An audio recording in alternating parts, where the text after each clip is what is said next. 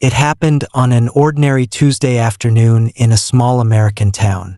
A black woman quietly entered the restaurant she owned, dressed in casual clothes, no makeup, no fanfare. She simply wanted to check on the place without drawing attention. But before she could say a word, the manager stormed over, his tone sharp and demeaning.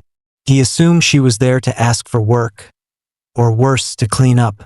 In front of customers and staff, he humiliated her without hesitation.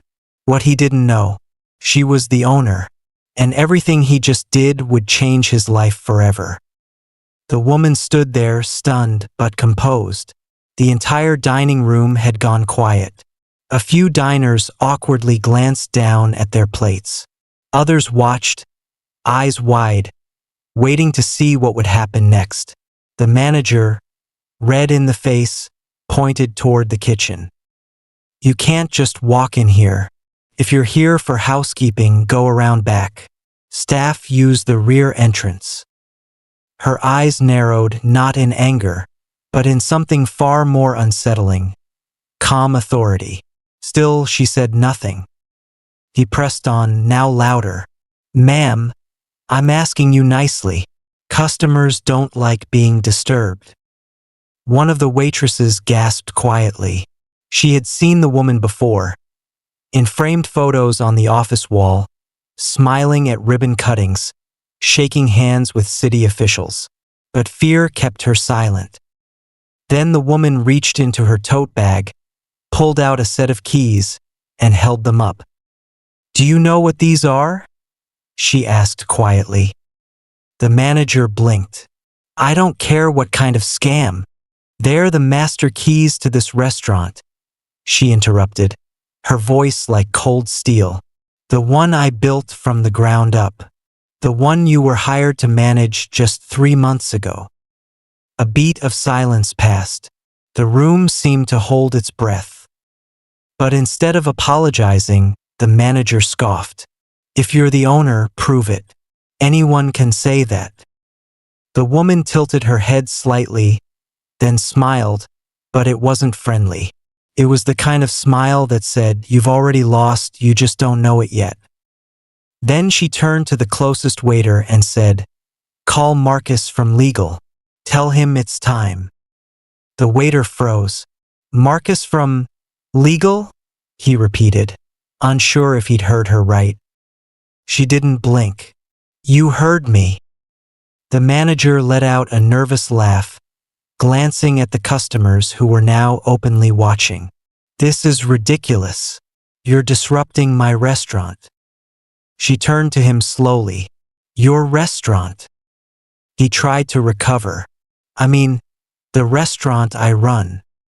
She walked past him without a word, heading straight for the office at the back. He rushed after her, sputtering protests, but she moved with the ease of someone who'd walked those halls 1,000 times. The staff parted like a tide. One of the newer busboys whispered, "Dude, is she really the boss?" Another server nodded slowly. "Oh yeah, that's Mrs. Ellis. She is the restaurant."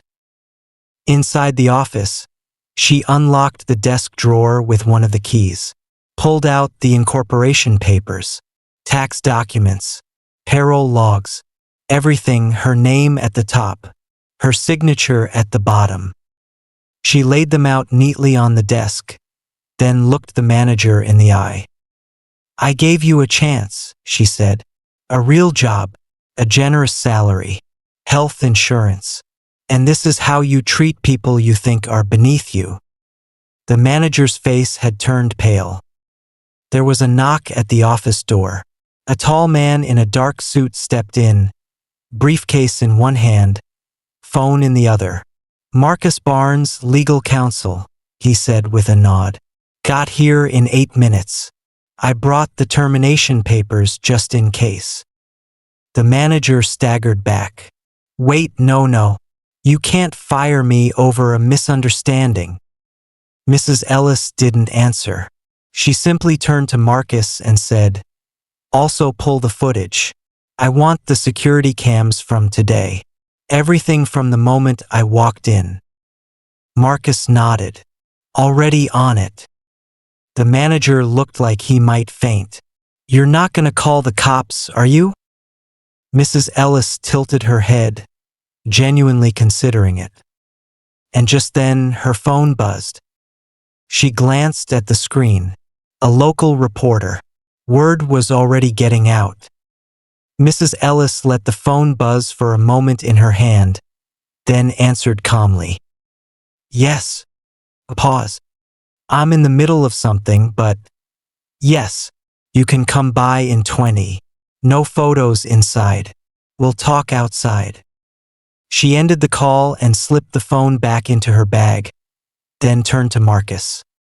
Prepare a statement. Keep it simple but firm. I want to make this public. Not for revenge, but for every black woman who's ever been talked down to in a place she owned. Marcus gave a tight nod.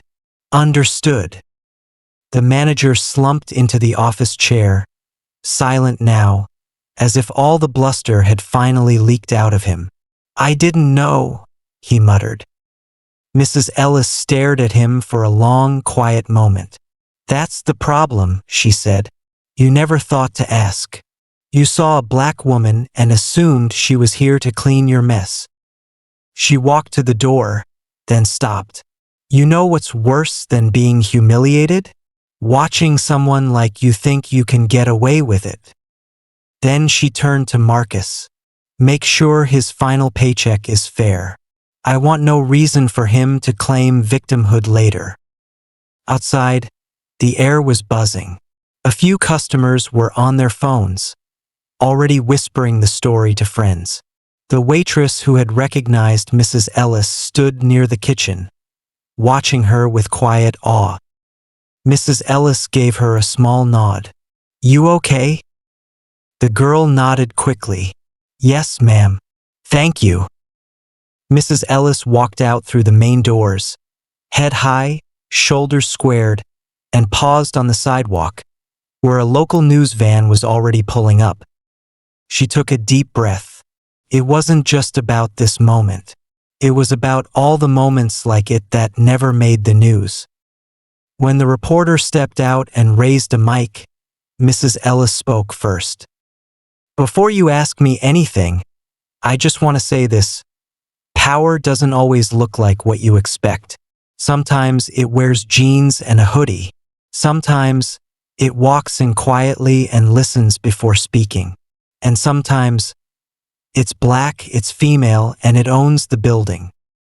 And with that, she smiled, not with bitterness, but with quiet triumph.